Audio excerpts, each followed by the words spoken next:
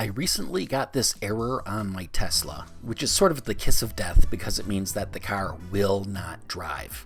So it was time to jack up the car, support the battery, remove all the bolts, lower the battery, and get it moved over into my garage. Fortunately, I had recently been working on a forklift attachment for my lawn and garden tractor and found that to be pretty useful for moving the battery around.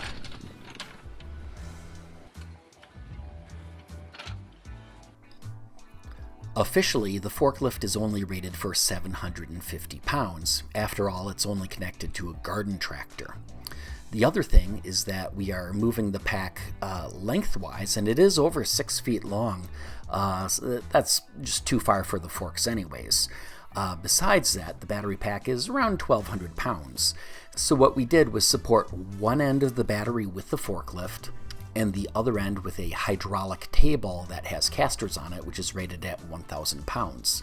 That way, we'd have both ends of the battery pack supported, and then just use the lawn tractor to move the battery into the garage.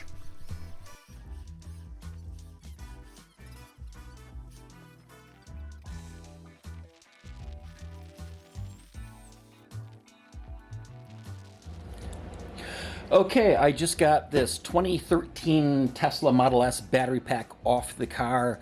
I'm going to open it to do some repair work on it. And the first thing we got to do is drain the coolant.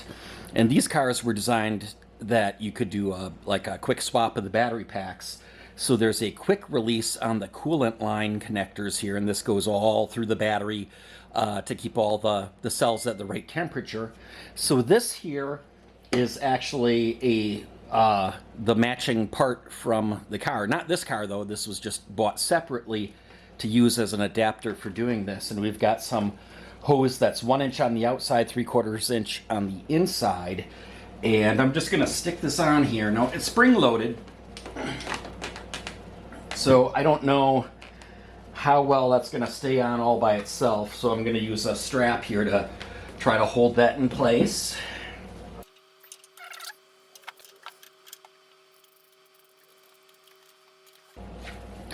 Okay, that feels pretty secure. So the one end here is loose, and I'm just going to put it down into some sort of a container to get the coolant. Should be about a gallon. Hopefully we're not going to go more than this. So I'll just put that in there. And then on the other end, I have an adapter to a smaller piece of hose, and that is going to just a little like a tire pressure type air pump. I've just got a tip on there for like inflating like a kid's play ball or something like that. This is just stuck in there. I'll turn this on, set it to maybe, I don't know, 10 psi or something like that, and see what we get.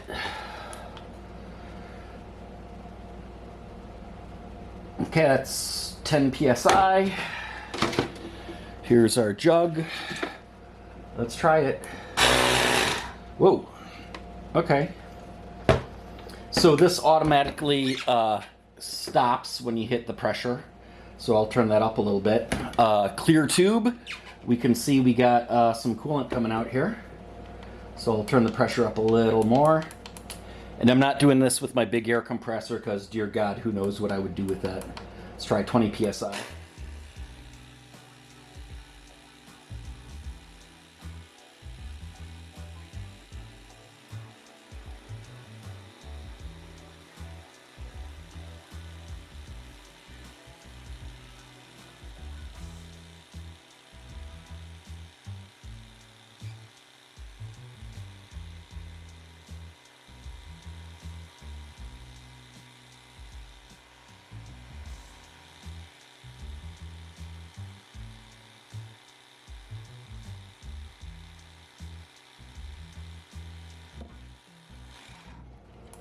Crank up the pressure a little higher, see if that makes any difference.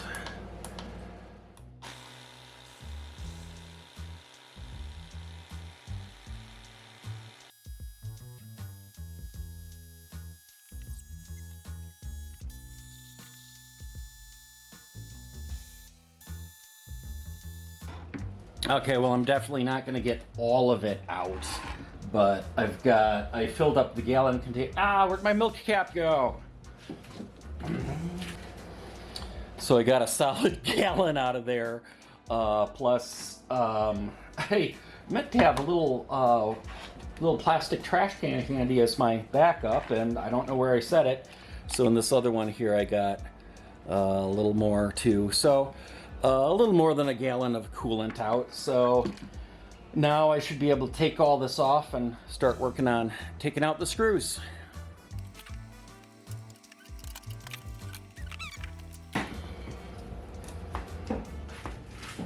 So I'm going to start removing the cover from kind of this hump here, sometimes called the Penthouse. Need a couple different bits: Torx T25, 8mm socket, and Security Torx T20H. So those are the ones with the little dot in the middle of them. Need that for the coolant here, and the fuse over here. And then there's also these two kind of big threaded inserts here that'll have to come out as well. And especially right up here, I noticed a little rust on these little 8mm, and so what I'm going to do is just make sure they all loosen by hand, just to make sure none of them are rusted up. I hit them with PB Blaster last night and let them soak overnight, just because I had a little bit of a concern about that. And then same with all these around here. I'll start them by hand and then speed it up a little there. And then I gotta peel off the sealant on the fuse and the sealant around this whole box before I can pull it out.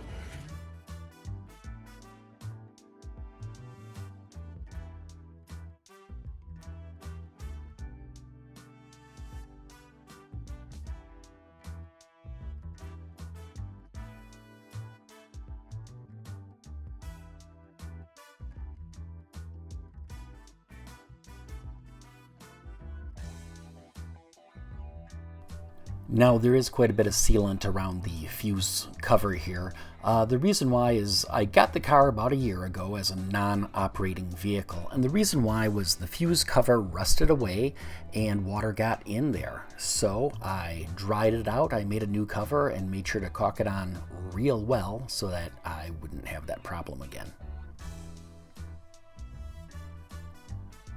Okay, I got the fuse out. This is a 2013, so this is the sand fuse. And if you see any corrosion on there, that was from when I first got the vehicle, and there was water in by the fuse. That was the issue. And now, when I look in there, that is bone dry and looking exactly the way that it should. Now, the water from the air conditioner condenser rusted away the cover for the fuse compartment, so I had to make a new one. And I made this one out of stainless steel instead of painted metal like what Tesla did.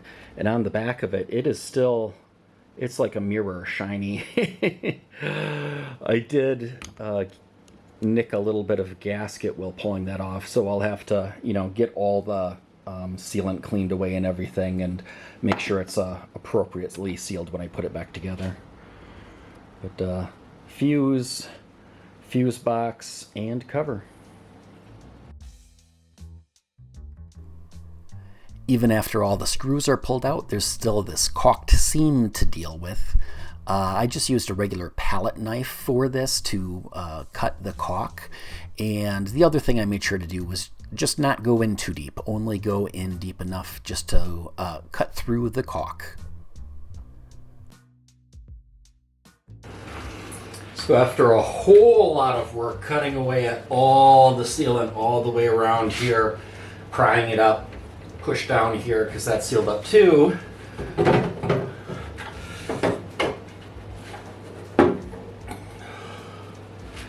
Woo!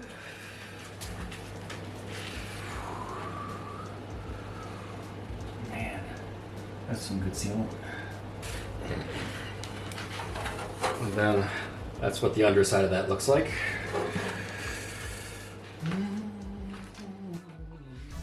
And that's where we're stopping today. Make sure to subscribe and tune in next time when we really tear into the battery pack. And until then, stay charged up.